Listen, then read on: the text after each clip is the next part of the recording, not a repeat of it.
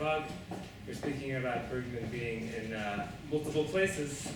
My lecture will bring Bergmann to North America. As anyone who has examined Shmuel Hugo Bergmann's archive at the National Library of Israel knows well, Bergmann's papers contain a treasure trove of material, including his correspondence with over 2,700 different people. Among the contents of his archive is a folder containing 50 letters exchanged between Bergmann and Rabbi Zalman Schachter-Shalomi between 1958 and 1968. Schachter-Shalomi, known to his followers as Reb Zalman, was unquestionably among the most creative Jewish religious leaders of the 20th century. Born in 1924 to a family of liberal Baba Hasidim, he was raised in a multicultural environment in Vienna, where his family lived prior to World War II. Fleeing the Nazis, they eventually arrived in New York City in 1941. Around this time, he became a follower of the Lubavitcher Rebbe. Ordained sometime after, he worked first as a conventional Chabad Hasidic rabbi. He later forged his own path of experimental religious practice beginning in the late 1950s, developing what in time became known as Jewish renewal. It's technical assistance. One moment. Put it down. Can see try the mouse. So I'll proceed for the meantime without this. Jewish renewal, a neo-Hasidic fusion of Jewish tradition, together with many of the tenets and practices of the American counterculture and New Age religion. Schachter-Shalomi delved into other religious traditions. How are we doing now? Yeah. Oh, now we can. Beautiful. This is what I wanted to show. Schachter-Shalomi delved into other religious traditions as well, receiving initiation as a Sufi sheikh in 1976.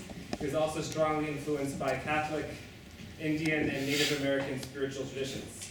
The Bergmann-Schachter-Shalomi correspondence tracked Schachter-Shalomi's transition from an Orthodox follower of the seventh Lubavitcher Rebbe, Rabbi Nachum Mendel Schneerson, to a heterodox religious innovator, along with Bergmann's own efforts to bring about a liberal religious revival in the state of Israel. Schachter-Shalomi worked during these years at the University of Manitoba in Winnipeg, Canada, as the director of the local branch of Hillel, an organization dedicated to promoting Jewish life on college campuses. While Bergmann during these years maintained an extraordinarily active schedule as a leading public intellectual in Israel. In their letters, we see Bergmann serve as Schachter-Shalomi's spiritual confidant, as the two debate approaches to meditation and the establishment of social frameworks for the development of inner life. Bergmann served as a sounding board for the initial formulation of many of the ideas and practices that would go on to define Jewish renewal. While it's common to view North American and Israeli Jewish alternative spiritual cultures, if I may borrow Boaz's formulation, as developing independently of one another, the correspondence between Bergmann and Schachter-Shalomi challenges this notion and points to closer ties between Jewish alternative spiritual movements in Israel and the diaspora than is commonly imagined. Bergmann and Schachter-Shalomi first met on July 3rd, 1958, when Schachter, as he was then known, was visiting Israel with a group of North American Hillel educators, and Bergmann was invited to address the group. Bergmann recalls their initial meeting in his diary. It should be noted that this passage, like many others, is not included in the edition of Bergmann's diary published in 1985, but is preserved in the drafts of his diary held in his archive in Jerusalem. Bergmann writes, "After studying Tanya, I went to my presentation to the Hillel leaders. It went well despite the English. I spoke about the position of religion in the state of Israel. The great prize of the evening was the meeting with Zalman Schachter from Winnipeg, who accompanied me home and told me on the way about his attempts to use an ashram or retreat method in our religious service."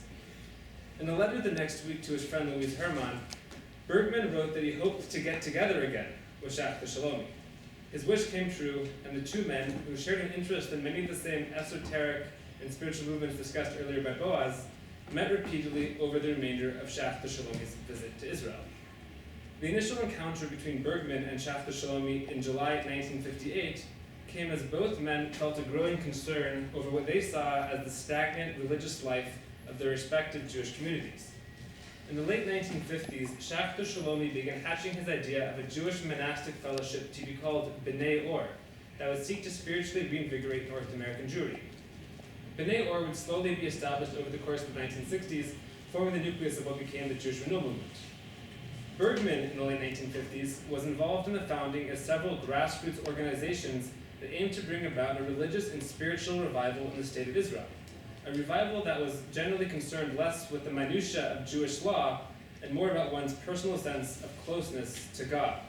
These included Chugim Hitchadshut Achayim Datiim, the movement for the revival of religious life, a group with which Bergmann became to be disillusioned, the Reshafim Circle, an Orthodox neo-Hasidic group led by a young Rav Adin Steinsaltz, and the Amanah Circle, a group of Israeli intellectuals who first came together several months before Schachter-Shalomi's visit in March 1958 for what they said in their mission statement, the study and elucidation of questions concerning the renewal of our religious life in our day, striving to stand at the forefront of this renewal through self-realization.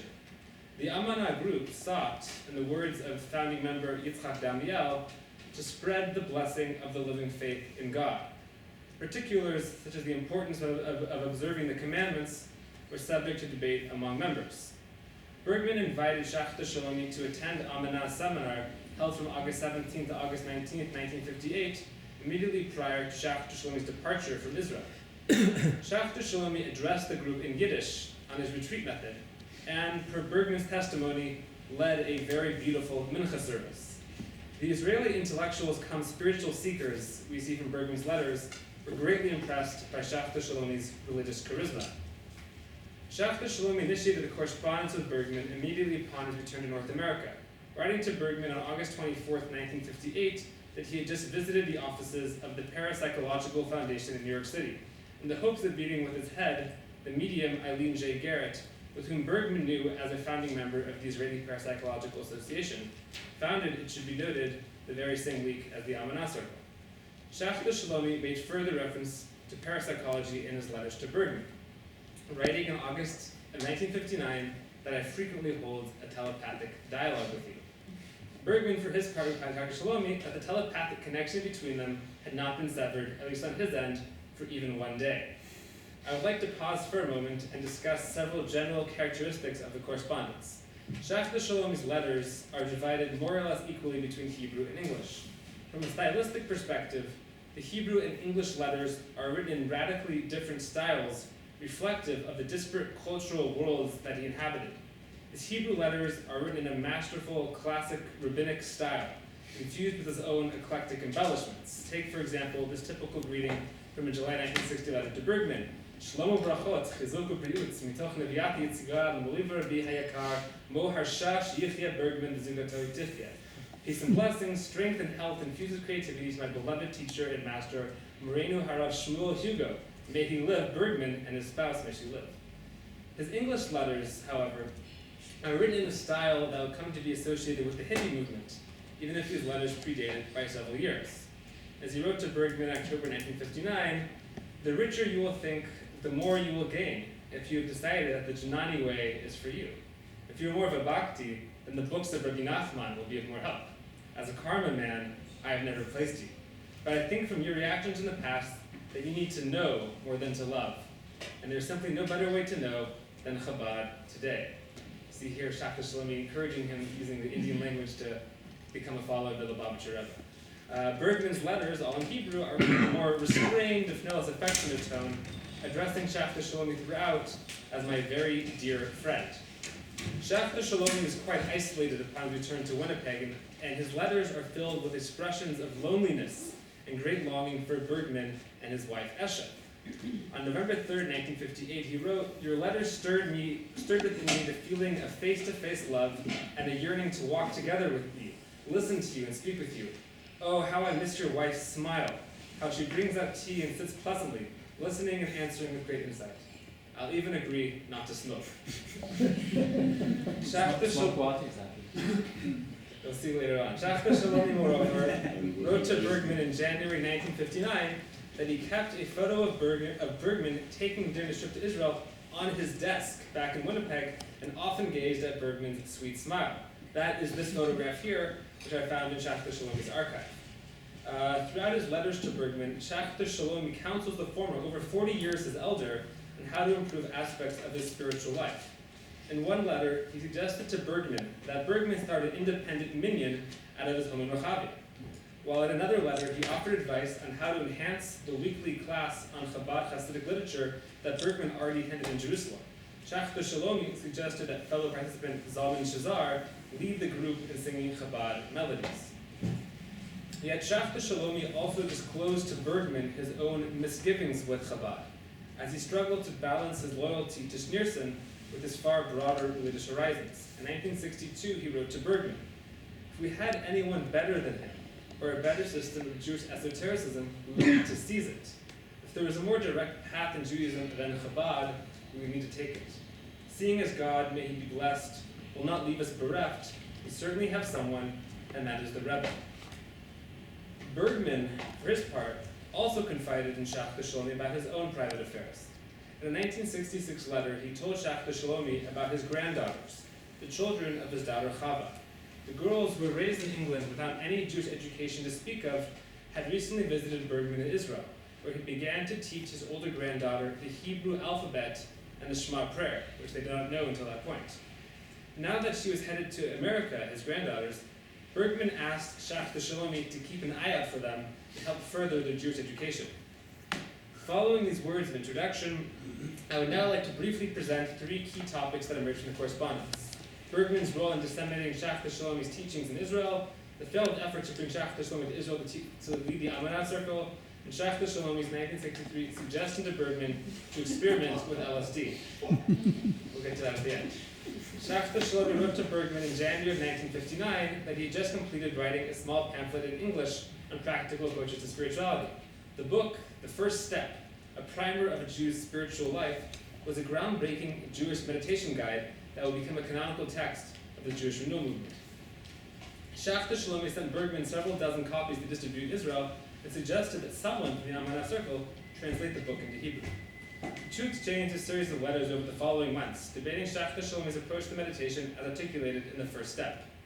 Bergmann was frustrated by the lack of detailed practical instruction of the book, complaining to Schachter-Shalomi about his struggles to successfully develop a meditation practice on the basis of the book. In Bergmann's words, it is of course easier to discuss and debate at length about meditation techniques than to practice meditation itself. I am very defective in this regard. Schachter-Shalomi, for his part, sent Bergmann a lengthy letter in which he outlined the underpinnings of his approach to meditation, informed primarily by Chabad Hasidic thought, augmented with Vedantic terminology. Bergmann's meditative frame of reference was from the works of Rudolf Steiner, and in the letters to Schachter-Shalomi, he noted the differences between anthroposophical and Lubavitch meditation. Differences aside, Bergmann published a glowing review of The First Step in Haaretz in May 1959. In his review, an English translation of which appeared in the Jewish Post of Winnipeg, Bergmann declared the publication of the little book to be a revolutionary development in our religious life, quote, and that Schachter-Shalomi deserves our congratulations and our appreciations for his daring. At that summer's Amanah gathering, Bergmann's seminar on prayer contemplation and ecstasy as methods in our religious life included an entire lecture on Schachter-Shalomi's meditation method as outlined in The First Step, alongside those of Rudolf Steiner and the Buddha. In the meantime, Bergmann and Joseph Bentwich, a fellow leader of the Amanah Circle, arranged for a Hebrew translation of the book. This translation by Joseph Manila, who Boaz mentioned earlier, and edited by Bergmann himself, was published by the Amanah Circle in 1960 as Hatzad HaRishon. This was arguably the first Hebrew meditation guide published in Israel and vastly expanded Schachter-Shalomi's range of influence. Bergmann likewise arranged for the publication of a Hebrew translation of Schachter-Shalomi's programmatic essay, Toward an Order of B'nai Or, in 1963, a year before its widespread appearance in English. While Schachter-Shalomi did not ultimately gain the same traction in Israel as he did in North America, thanks to Bergmann's efforts, several of the most important early works were accessible to Israeli readers. Moving on, in a July 21, 1959 letter to Bergmann, Schachter-Shalomi expressed his frustrations with the spiritual stagnation of North American Jewish life. He wrote that he was convinced the time had come to establish an order of contemplative and apostolic B'nai Or. Schachter-Shalomi was deeply influenced at the time by his exposure to Catholic religious orders in the Winnipeg area, as well as the recently published Dead Sea Scrolls, from which he took the name B'nai Or, that is, Children of Light. He elaborated on his vision in a later letter to Bergmann several months later. Hopefully, there will be a nucleus of people who would wish to serve in it on a steady basis, and who would want to organize a kollel for avoda, parallel to such kollelim of Torah which already exist. These people would not be celibate, but live with their wives at the kollel. I hope that this group would divide the day into 3 portions, one of which would be spent on sleep and on other bodily needs, the other on avoda, and a third on income-producing service. You can see here what he has in mind. Bergmann relayed Schachter-Shalomi's plan to the other Amanah members, and it was agreed upon that Schachter-Shalomi must be brought to Israel to implement his program within the group, albeit with some modifications. The idea, Bergmann wrote to Schachter-Shalomi, that you would come to Israel next year, that was 1960, and turn the Amanah conference into a retreat, and as a catalyst for the influence and activation of your ideas in Israel, is a marvelous idea, and if only you would find the possibility to realize it. Unfortunately for Bergmann, and the Israeli public perhaps, Schachter-Shalomi was unable to arrange a sabbatical to visit Israel, and the idea quickly floundered. I was greatly distressed from what you say, Bergmann soon wrote, that there is no hope for you to come to Israel this summer, even though I understand the obstacles that stand in your way. Without your visit to Israel, I have little hope that Amanah will progress in its path. A central religious personality is missing. Yet the idea did not die easily. As late as 1967, Schachter-Shalomi wrote to Bergmann that he hoped to come to Israel on sabbatical in the fall of 1968, and there we will found a synagogue for the B'nai Or Novashet and the Holy Land, end quote. While Schachter-Shalomi did not make it to Israel for years to come, and the Amanah circle had petered out by the mid-1960s, this exchange remains a vivid testimony to what might have been, and leaves us to ponder an alternative history in which Schachter-Shalomi's Jewish movement was established in Israel as well. For the moment, I'm sure everyone's waiting for it. Schachter-Shalomi gained notoriety in the 1960s for his very public experimentation with LSD. He first took LSD in 1963 with Dr. Timothy Leary, the pioneer of the American psychedelic movement. Understanding his own experience to be akin to the Baal Shem Tov's soul ascent, or Aliyat Neshama, Schachter-Shalomi wrote a lengthy account of his trip and the meaning it held for him that was privately distributed. A copy, which he mailed to Bergmann, is still found in his archive in Jerusalem. His most candid discussion with Bergmann of the psychedelic drug is found in a letter dated November 28, 1963. I'll allow myself to read at length from the letter. I think it is worth it. Another thing, this is Schachter-Shalomi writing, another thing that I thought was important is I wanted to tell you about my experience with LSD. I hope soon to have it all dictated and to compare it with what it does do and what it does not do. LSD is a drug, as you know, that induces visions, if you want to call them that. I think it is a very important physiological key for Aliyat and Neshama. I also know that LSD is available in Israel to the Sandoz Chemical Company, who will give it to people who are doing research. They are in Switzerland, where a man by the name of Hoffman discovered the drug. If you can get someone at Hadassah Hospital to come to your house, I think it is very important, either at your house or at another place, because I would never take it at a hospital, especially not a ward of psychotics. The danger of psychic contaminations are just far too great. He continues. I would suggest you take it too, and if possible, in your own home, where you can have access to some music that you want to play on the record player, maybe some olfactory stimulation like a stick of incense or something, and both people whom you love and objects that you would like to surround you. If you know of another place, for instance, if you could have it done at the Arishul in Sfas, I think that would really be a top situation. Now, I know that there are some people who will object and who have all sorts of things to say. I think Buber, for instance, who does not like Gnosticism, would object to it. But I think that you are a person who is open to the understanding of what body means, and you respect body. And it's only respecting body you can have to come to some sense of soul. I would want you to have the nachas of being able to get through with minimum physiological expense some great kind of a thing. Yet on the other hand, what is going to happen is release things that are already in your mind, and let us not demand too much of this situation. I think it is worthwhile to release all the transcendental aspects that are a person's own mind. Perhaps this is the whole idea of your Demer Kava, to release things in themselves. Let me just leave it at that, and if you can manage it, you will know what I mean. Schachter-Shalomi incidentally wrote at the conclusion of this letter that he was sending Bergmann one of the rainbow B'nai Or prayer shawls he just designed with their distinctive 7-color stripes. I have not yet succeeded in tracking down Bergmann's reply to this letter, but he recorded in his diary in June 1964 that he was reading Schachter-Shalomi's trip journal, and that while he saw no soul ascent in his account, he admitted, quote, "It must be a great experience to have once pushed through the barriers of our perceptual limitation," end quote. Schachter-Shalomi brought up this marvelous drug, LSD, unquote, with Bergmann several more times over the next year, writing in one letter that you should be able to enjoy such an experience because you deserve the certainty that derives from contact with the higher mind. I have found no indication that Bergmann ever took up Schachter-Shalomi's suggestion.